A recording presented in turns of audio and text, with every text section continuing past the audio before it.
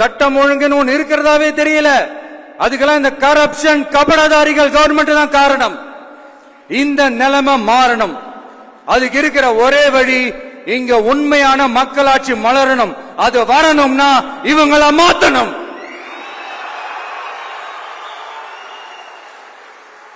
அதுக்கு என்ன வழி? அதுக்கு நாம என்ன செய்ய போறோம்? நம்மளுடைய தோழர்கள் டெய்லி மக்களை போய் பாருங்க, அவங்களோட பேசுங்க, ஒவ்வொரு தெருவுக்கும் போங்க, ஒவ்வொரு வீட்டுக்கும் போங்க, அவங்களோட பிரச்சனைகள் என்னன்னு கேளுங்க, அதை தீர்க்கிறதுக்கு என்ன வழின்னு யோசிங்க. அப்பதான் அவங்களுக்கு நம்ம மேல ஒரு நம்பிக்கை வரும். அப்படி ஒரு ஆழமான நம்பிக்கையை விதைச்சிட்டு அதுக்கப்புறமா நிமிந்து பாருங்க.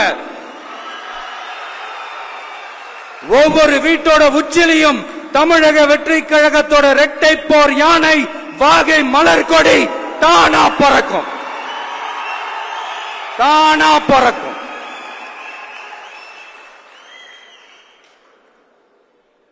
மாண்புமிகு மன்னராட்சி முதல்வர் அவர்களே, உங்க ஆட்சியை பத்தி கேள்வி கேட்டா மட்டும் ஏன் சார் உங்களுக்கு இவ்வளவு கோபம் வருது? நீங்க ஒழுங்கா ஆட்சி நடத்திருந்தீங்கன்னா பெண்கள் பாதுகாப்பு ஒழுங்கா இருந்திருக்கும், சட்டம் ஒழுங்கு சரியா இருந்திருக்கும்.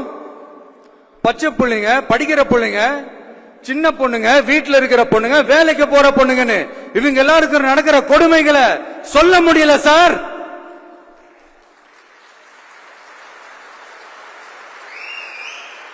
இதுல வேற உங்களை அப்பான்னு வேற கூப்பிடுறாங்கன்னு சொல்றீங்க.